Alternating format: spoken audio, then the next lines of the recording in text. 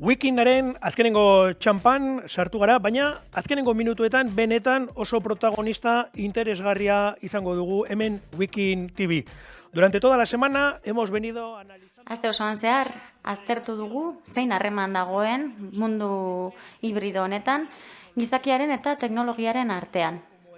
Teknologia tresna gisa, gizakiak erabiltzen duen tresna gisa, edo gizakia teknologiaren esklabu gisa. Uste dut, hurrengo protagonistak oso argi utziko digula teknologiak gai izan daitekela eta kasu honetan badela gizakiarentzako tresna gisa. Hemen daukagu Mari Andre Destarak, doktora da robotikan, Madrilgo Unibertsitate Politeknikoan egin zuen doktorego tesia, eta gaur egun Guatemalako doktore bakarra da Marsi Bionics enpresan lan egiten duena eta emakumea dena. Arratsaldeon, zer moduz? Lehenik eta behin, mila esker, hemen egoteagatik gaur, Wikind egin dizun deiari erantzuteagatik. Plazera handia da, niretzat gaur hemen Marsiren izenean egotea, zuekin hitz egiteko. Orain hasiko gara proiektuari buruz hitz egiten, baina lehenik eta behin sareetan aurkitu dudan zerbaitekin hasiko naiz. Ezin ditut esan doktorearen meritu guztiak, baina aurkitu dut Guatemalako robotikako doktore bakarra dela desgaitasuna duten aurrei laguntzen diena. Kurrikulum ona da hori, ez da? Bai, ni beti sentituko naiz oso pozik eta oso eskerroneko aukera izan dudalako egiten dudana egiteko. Eta azken finean talde zoragarri batean nagoelako eta posible egiten ari garelako aurro horientzat eta beraien familientzat ezinezkoa zen zerbait. Zehazki ari gara Marsi Bionics enpresak garatu duen produktu bati buruz, eta garatu dute, aurkeztu dute eta ja merkaturatzear dago, onartua izan delako medikamentuaren eta osasun produktuen agentziagatik. Eta orduan sortu dutena da haurrentzako exoeskeleto bat. Goazen hori modu errazagoan azaltzera. Zer da? Nik uste dut lehenik eta behin haurren eguneroko bizitzara jo behar dugula. Batez ere, ibili ezin diren haurren bizitza horretara. Gurpildun aulki batean daude, edo eserita, eta zailtasun handiak dituzte gela barruan edo ikastetxean mugitzeko. Normalean ez daukate aukerarik zutik jartzeko, agian momentu zehatz batzuetan, eta horrek zailtasun handiak eragiten ditu bai maila fisikoan, bai maila psikologikoan.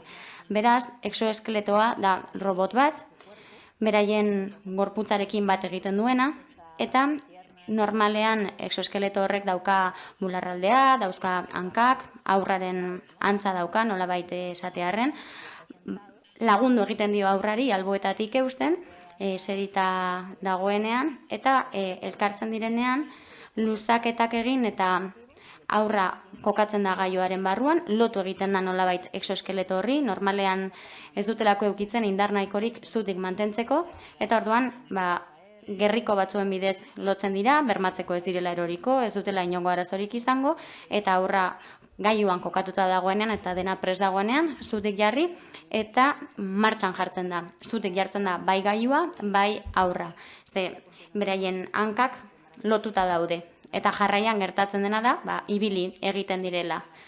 Horrela lortzen dugu aurrak aurrera eta atzera egitea, terapia jasotzen duen bitartean. Terapia hori normalean jokoetan, jolasetan oinarritzen da, eta aurrak hankak mugitzen ditu exoeskeletoaren bitartez, baina baita besoak, lepoa, bularraldea ere. Jolas horiek fisioterapeuta batek agintzen dizkio, eta bi helburu dituzte, alde batetik motibatzea, aurrak ondo pasatzea, eta bestetik muskuluak mugitzea eta garatzea, besteak beste, indarra handitzeko, arnasketa hobetzeko, gosea areagotzeko eta bar. Hori litzateke laburpena, eta gainera laburpen zoragarria. Momentu honetan ari naiz imaginatzen zer den, eta agia esan ez dakit zer ikusteko gogo handiagoa dudan. Aurraren irribarrea edo guraso edo monitoreena. Ze azken finean horrek zientzia fikzioa dirudi, errealitate bihurtutako zientzia fikzio. Bai, hala da, guretzat lehenengo aldi bakoitza, hau da, aurrak lehen aldiz gailu hori erabiltzen duen bakoitzean, emozio handiz bizi dugu, eta batzuetan negarrere egiten dugu emozioak oso biziak direlako. Askotan ikusten dugu ere bai, sorpresa aurpegiak jartzen dituztela, aurrek maiz barre egiten dute eta harritu egiten dira, ze ispilu bat edukitzen dute aurrean eta horrela ikusten dute beren burua zutik eta ibiltzeko gai.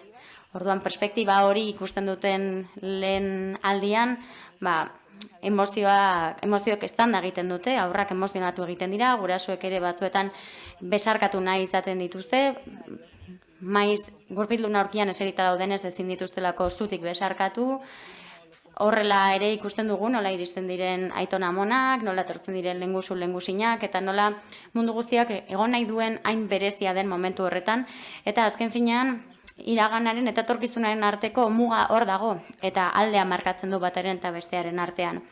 Galdetu behar nizun, baina erantzunean ikusi dut arrakasta klinikoa ez dela bakarrik alderdi fisikoari dagokiona, alderdi psikologikoan ere arrakasta dago, ez da? Bai, hori da.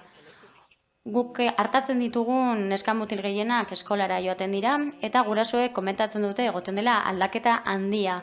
Hasten direnean exoeskeletoa erabiltzen, badaukate kontatzeko istorio oso garrantzitsu bat, eta horrek beren autoestimua hobetzen du, eta oso emozionatuta sentitzen dira. Horregatik, batzuetan eskoletara eramaten ditugu exoeskeletoak ikaskideek ere ikus ditzaten. Beraz, aurrentzat efektu positiboa du, baina baita familiai ere, izan ere emozioa dago alde batetik, baina bestetik beren bizikalitateari eragiten dioten eta hobetu egiten duten aldaketak ikusten dituzte. Egia da, ez dela izango erabat autonomoa inoiz, baina aurrak sentitzen du gai dela edozer gauza egiteko, eta lehen egin ezin zituen gauza batzuk egiteko gai dela orain. Eta beraz, disfrutatu egiten dute eta oso ondo pasatzen dute. Exoeskeleto pediatriko horren izena, Atrax 2030 da, ez da? Eta uste dut gainera albiste dela orain, ze elkarrizketa hau prestatu genuenean, jaso genuen merkaturatzeko prest zegoela, baina orain ikusi dugu urriaren hasieran albiste bikaina iritsi dela Gaztela-Mantxako erakunde baten bitartez, ez da? Bai, hori da. Momentu honetan ja 2 unitate salduta dauzkagu, bat Dipase Fundaziora joango da, Guadalajarara, eta orain beste albiste berri hau daukagu, eta beraz, ez da bakarrik merkaturatzeko baimena daukagula, baizik eta saltzen hasi garela. Eta guretzat oso garrantzitsua da, izan ere esfortzu eta lan handia egin dugu azken urteotan, eta horren helburua da ahalik eta haur gehienek onura ateratzea produktu horiei. Beraz, guretzat postasun handia da jakitea haur gehiagok jasoko dutela exoeskeleto hori gure salmenten bitartez eta iristen ari dela xede hartzaileei. Eraginari eta etorkizunari dagokionez, esan behar dugu Marsi Bionicsen lehendakari Elena García Armadak jaso duela emakume teknologoaren saria aurten, eta aukera izan dugu hitz egiteko gaur sari gaztea jaso duenarekin, baina esan digu eta irakurri dugu iaia kasualitatez gertatu zela. Hau guztia Danielarekin hasi zen? Bai, hori da. Daniela bere garaian haur bat zen, Elenaren gana gerturatu zena, Elena lanean zegoenean zesiken, automatizazio eta robotika zentroan, eta Daniela eta bere familia Elenarekin hitz egitera joan ziren, eta galdetu zioten ea aukera zuen Danielari ibiltzeko laguntza emango zion robot bat diseinatzeko. Hau da, Elena ari zen momentu horretan beste proiektu batean lanean, ez da? Robotikarekin zerikusia zuen, baina beste gauza bat zen. Bai, hori da. Ibili egiten diren robotak ziren, baina helburu industrialak zituen eta ez zeukan zerikusirik helburu kliniko edo medikoekin. Horregatik, izugarria izan zen ikustea nola gurasuek imaginatu zuten posible baldin bazen robotoiek industriarako sortzea, bere alabari laguntzeko ere posible izango zela. Eta Helenak ikusi zuen hor aukera bat zegoen, ikerketa lerro egoki bat, eta pentsatu zuen aukera ona zegoela horretan saiatzeko. Hasieran prototipo bat egin zuten, Gero ja Marsi Bionicsekin harremanetan jarri zen, eta gero jarri ginen produktuan lanean, eta hori da gaur egun daukaguna. Esan dugu proiektu hori bere garaian erronka bat izango zela eta oker ez banabil 8 urteko iraupena izan duena. Zein neurritan uste duzu eragin dutela gaur egun bizi ditugun aurrerapen teknologikoek proiektu horretan? Suposatzen dut lagundu egin duela, ezta? Bai, asko lagundu dute aurrerapenek gaur egun dauzkagun elementu asko dauzkate bateriak ikuste ditugu mugikorretan eta adibidez gero eta gehiago irauten dute eta errazago kargatzen dira. Mota honetako gailu batentzat oso garrantzitsua da hori, ze logikoki ezin dagoen entxufe batera lotuta. Guk nahi duguna da, hain zuzen, aurrek eukitzea askatasuna mugitzeko eta desplazatzeko eta terapeutek ere hori da nahi dutena. Beraz, bateria funtsezkoa da kasu honetan eta iraupen nahikoa izan behar du aurraren beharrak artatzeko saio oso batean. Hori lagungarria da eta beste aurrerapen batzuk ere lagungarriak dira, hain zuzen garatzen ari diren bateria horiek konpaktuagoak, trinkoagoak direlako eta gehiago irauten dutelako, motorrak ere badaude, gailu honetan funtsezkoak dira, ze motorrek laguntzen dute aurra astutik jartzen eta aurrari ibiltzen laguntzen diote eta ikusten dugu motorrek indarra daukatela, baina aldi berean gero eta txikiagoak direla eta zarata gutxiago ateratzen dutela. Eta horrek asko laguntzen digu gure produktua gero eta gehiago betu eta eskaintza interesgarriagoa egiten. Eta lortu dugu 8 urtetan merkatura ateratzea, hori zen helburua. Ohituta gaude industrian robotak ikustera eta duela 8 urte Elena horretan ari zen, baina pertsonak hartatzen arraroagoa da robotak ikustea, ezta? Behar bada pandemian bai ikusi dugu erabili direla robotak, besteak beste ospitaleak desinfektatzeko, telemedikuntzarako, baina ez gaude haino ohituta, ezta? Bai, posible da guk gure kasuan pandemia eta murrizketak egon ziren arren aurrera jarraitu genuen gure entsegu klinikoekin, hain zuzen gurasoek erabaki zutelako gure proiektuaren alde egitea. Eta egia da oso jende gutxi bertaratzen ginen saio horietara, baina helburua zen demostratzea gailua eraginkorra zela. Eta nik uste dut pandemian ikusi zela beharra dagoela horrelako gailuak edukitzeko, ze aur horietako askok eskolara joateari utzi zioten eta horrek ondorio larriak ditu maila guztietan. Gailu hauek edukitzea, naiz eta pandemia bat zegoen eta etxean gailuak edukitzeko aukera hori, pentsatu genuen ideia ona izango zela eta oso emaitza onak eman ditu. Uste dut pandemiak alderdi negatiboa izan duela, baina aldi berean esango nuke alderdi positiboa izan duela, batez ere robotikaren arloan, aipatu dituzu ospitaleak desinfektatzeko robotak, eta horrez gain sortu ziren adimen artifizialeko algoritmo asko, eta konparatu ziren aurretik aurrera egiteko aukera izan zuten pazienteen zerrenda batekin eta algoritmo horiekin posible zen ospitalei edo klinikei esateko zer egin behar zen paziente horiekin. Adibidez, paziente horrek ziura joan behar du bai ala bai. Nik uste dut oso interesgarria izan zela robotikaren ikuspegitik eta adimen inteligentze artifizialaren ikuspegitik pandemiak ekarri duena. Etorkizunera begira eta ikuspegi futurista edo zientzia fikzioko batetik, orokorrean nola ikusten duzu, edo nola ikusten dugu besteok, hobeto esan da robotikarekiko ikuspegi hori, ez? Badago horrelako retizentzia bat, sentitzen dugu konkistatu egingo gaituztela, horrelako zerbait, ez da? Nik uste dut exoeskeleto hau benetan aukera bikaina dela erakusteko badagoela beste perspektiba bat. Eta robotika bihur daitekela benetan gizakiontzako tresna bikaina. Arazoei aurre egiteko eta arazoriek konpontzeko. Haur hauek adibidez ezin dira ibili eta orduan gailu honen bidez lagundu egiten diegu eta ahalbidetu egiten dugu ibiltzea. Beraz robotikak badu beste aurpegi hori gizatiarra dena, irribarrearena, postasuna eta zoriontasuna ematen diguna eta are negarra ere eragiten diguna. Perspektiba hori ere eduki behar dugu, oso interesgarria da, eta nik uste dut orokorrean robotak ikusi beharko genituzkela negatiboa den zerbait baino, normalean egin ezin ditugun gauzak egiteko aukera ematen diguten tresna gisa. Beraz, mehatxua baino gehiago erreminta edo tresna bat dira azken batean ez gizakiaren eta teknologiaren arteko harreman horretan adibide egoki bat da ikusteko hori gizakien zerbitzuan dagoen teknologia bat dela. Bai, fisioterapeutak esaten duten bezala, exoeskeleto hori gabe beste modu batean lan egingo luketela esaten dute aurrekin. Baina exoeskeletoarekin terapeutoaren eskuak libre daude umearekin elkarrera egiteko eta terapia hobe edo eraginkorragoa egiteko eta baita ere bestela izango ez lituzketen datuak edukitzeko rehabilitazioari buruz. Erantzun diguzu pixka bat nola eragin dizuen zuen sektorean pandemiak eta aukera bat izan daitekela. Ordan aste honetako leitmotiba dakizunez da etorkizunera itzultzea. Zuen alorrean errobotikaren munduan zer litzateke etorkizunera itzultzea pandemiaren ondoren?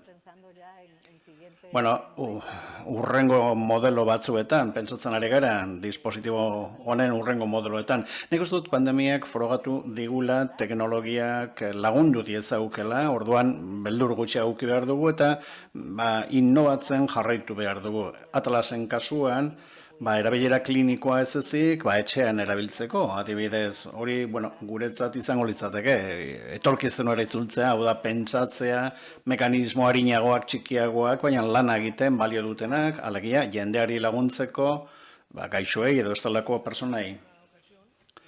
Nonbait, irakurri dizut, pauso bat eman dela, aurrentzako protesirako demokratizazioarantz. Zergatik ez da hori egin lehenago? Batez ere finantziazio arazoengatik, hori delako zaterik komplikatuena, honelako proiektu batean, proiektu konplexu bat da, dispositiboak badu zati mekaniko bat, elektronikoa, oso konplexua, softwarekoa ere bai, eta beraz, lehendabiziko kolpean ez duzu aurkituko zer den honena, orain gauzak probatu behar dira, eta horretarako erosketakin barituzu, balidatu barituzen bat gauzak, orduan aurrekontu arazoak izan ditzakezu. Finantzia biderek ez baduzu, baina gero bestalde baita ere aurrerakuntza teknologikoak lagundu egiten dizu. Hau da, ireten bide berriak sortzen direnean zuk ere sartu ditzakezu zure dispositibo horretara. Baina batez ere, esan bezala, finantziazio arazo bat izan daiteke. Oso proiektu konplexua delako, finantziazio handia eskatzen duela, inbertsio handia eskatzen duela, demokratizazio hori lortu alizateko. Hau da, alik eta paziente gehienek erabili ahal izateko. Kasu honetan, gaixotasun sendaezina dukaten ume alik eta gehienek erabiltzeko. Galdera pixka bat zaila egingo dizut finantziazioari dagokionez. Behar bezala inbertitzen da ikerkuntzan gaur egun? Inbertitzen da bai, baina falta da edo ez beharko genukena edo nahiko genukena. Noski, adibidez, proiektu honek abiadura handiagoarekin lortuko genuen aurrera ateratzea, behar bezalako finantziazioa izan ezkero, eta horregatik hainbeste kostatu zaigu, eta horregatik hain zaila izan da merkaturatzea eta gizartearen zerbitzura jartzea. Noizbait esan duzu, elkarrizketaren batean, sektorenetako emakumeek, lan egiten duten emakumeek, bide batez nahiko gutxi dira, lan gogorragatik oso emakume grinatsuak zaretela, bai? Hori alda zuen alorreko zuen alorreko emakumeen sekretua? Bai, ala dela esango nuke, baina zergatik, denak kontra dagoelako. Emakume gutxi ari dira ikasten honelako karrerak, eta, beldurra egoten da, asko jakin behar dela matematikei buruz, eta asko ikasi behar dela, eta azkenik lortzen duzunean honelako sektore batean sartzea, eta beste emakumeekin elkartzen zarenean, ikusten duzu grina handia, pasio handia. Ez dut esan nahi gizonak ez dutenik, baina emakumeek dena kontra daukagu, unibertsitatera iristea eta referentzia gutxi eukitzea, emakumeenak esan nahi dut, profesional gutxi, emakumezkoak, segurezki emakumezko irakasle gutxi, lankide gutxi ere bai, orduan galdetzen diozu zeure buruari, hau benetan niretzat ote da, komplikatua da. Pixkanaka gauzak aldatuz doaz, eta hori zoragarria da, nik sinestuta nagoelako ezagutzaren edo zein esparrutan gizon emakumeen esku hartzea behar dela, genero guztien ekarpena da beharrezkoa, oso garrantzitsua, eta elkarrekin ekarpen handia egin dezake. Orain gutxi gara, hori egia da, baina gero eta gehiago ere bagara. Emakumeen naiz gizon, aukerak ere zabaltzen ari dira sektorenetan, bai noski, izan ere, gure ziurtagiria lortu eta gero, adibide bat ematea arren, Maxi, jende gehiago, hasi da lanean hain zuzen ere, mugarri horri esker, eta zenbat eta gehiago ikusi teknologia hau hobetzen doala, rehabilitazioan, fisioterapian, umeentzako laguntzean, eta bar, ikusiko dugu beste enpresa batzuk sortuko direla alor honetan, beraz, noski lanpostuak eta aukera gehiago egongo dira. Etorkizunera itzuli, gure wikinen leited motiva, robotikaren erabilera hau, dispositibo tresna medikuak egiteko, robotika industriala, beste ze erabilera egin daitezke robotikan, Donostia Smart City bat bihurtzeko, gauza asko egin ditezke, trafikoaren kontrola, adibidez, badirudi ez duela alderdi robotikarik, baina badarama teknologia robotikoa, edo ikusmen artifiziala, kamerak alegia, gertatzen dena monitorizatzeko, orduan badago trafikoaren kontrol adimentsu bat, horrek esan nahi du, adibidez, ni bali manoa kale batetik, eta ez badago autorik, berde jartzen dit semaforoa, eta beraz, azkarrago iritsi naiteke, edo oinezkoen kontrola, edo, ikusten dugun bezala, mugagabeko esparrutan lagundu diezauk, eta nik espero dut gutxinaka Espainiako hiri gehiago erabiliko dutela teknologia hau. Zure ustez zer izango da hurrengo gauza ikusiko duguna? Robotikan esan nahi ditza? Nik uste dut gero eta gehiago esparru medikoan, tresna gehiago, robot gehiago, adibidez ebakuntza geletan, badaude, baina gehiago eta gehiago ikusiko ditugu, edo laguntzeko pazienteei, ez bakarrik rehabilitazioan, baina baita beste hainbat jardueratarako, edo istripu bat, edo lesio bat izan eta gero, eta noski hobekuntza handia egongo da adimen artifizialeko sistemetan, gero eta efizienteagoak izango dira, medikuei laguntzeko erabaki hobeak hartzen, eta industrian ere ikaragarrizko gauza pila dago egiteko. Iniziatiba askoekin bide asko daude, robot batzuk ari dira adibidez autom zatiak montatzen, edo soldadura oso zehatzak egiten, eta gero eta ekonomikoagoa, gero eta merkeagoa da, eta beraz beren ezaugarriak hobetu ere egingo dituzte. Robotek laguntzen dute, paketeak elkartzen, Amazonen adibidez, paketeak leku batetik bestera eramateko, autonomoak hortxe daude baita ere. Nik uste dut hortik joango direla gauzak, edo robot aspiragailuak etxean ikusiko ditugu, baditugu batzuk, edo kristalak garbitzeko. Hau gero eta popularragoa, gero eta errazagoa ikusteko izango da, eta tresnak dira azken batean, horrela ikusi behar dugu tresnak, gure bizitza errazteko, gure bizitza seguruagoa bihurtzeko ere bai, eta lanean ere berdin, arrisku gutxiago izateko, robotak direlako arriskuak hartzen dituztenak, eta ez pertsonak, nik uste hori oso ona dela, eta tresna bat bezala ikusi behar dugula. Bukatzera goaz. Pare bat galdera ditut, lehendabiziko da jakin min personal bat, lehenago esan dugu, dena sortu zela Danielaren gatik, kasualitate bat izan zela bidean bai, eta batzuetan teknologiaren eta berrikuntzaren munduan kasualitate bat gertatzen da. Eta zure kasuan ere bai, izan zen, Espainiara pixka eta rebotez iritsi zinelako, ez? Bai, ala da, kointzientzia batzuk edo gertatu ziren, nik Guatemalan hasi nintzen lanean, robotika lorrean, batez ere aplikazio medikuetan, eta Guatemalako mutil batek izan zuen beso baten amputazioa, egin genuen protesi bat, berarentzat, robotikoa, eta probatu zuenean azken prototipoa, ikaragarrizko irribarrea oparitu zegoen zoriontsua, benetan niretzat, aztezina izan zen, eta ikusi nuen, gure lanak benetan pertsona baten realitatea aldatu dezakela eta hobetu dezakela Eta han jakin nuen hori izango zela, nik egin nahi nuen ere bizitzan, eta robotikak aukera handia zela niretzat. Horan protesi horri esker, aukera izan nuen Madrilgo Unibertsitate Politeknikoko irakasle batzuk, beraien gana jo nuen, gomendio eske, jakiteko zer nolako gradu osteko ikasketak egin nitzakeen, eta haiek, master bat, eta gero doktoregoa gomendatu ziaten, eta horrela iritsi nintzen Espainiara. Eskerrak, kasualitate hori gertatu zenik, ez dago gaitzik ongaberik, esaten den bezala horrela, zure ezagutzak disfrutatu ditzakegu. Erronka batzuk ere aipatu dituzu lehenago enpresaren munduan eta robotikaren alorrean.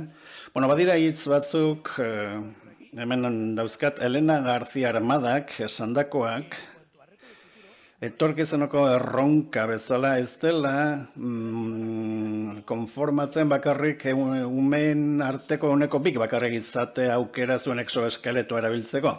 Zuen ametsa, zuen erronka da gurpila aulkidun ume guztiek sarbide izatea, berak, nik, alegia, berak, disfrutatzen gozatzen ikusi zituelako.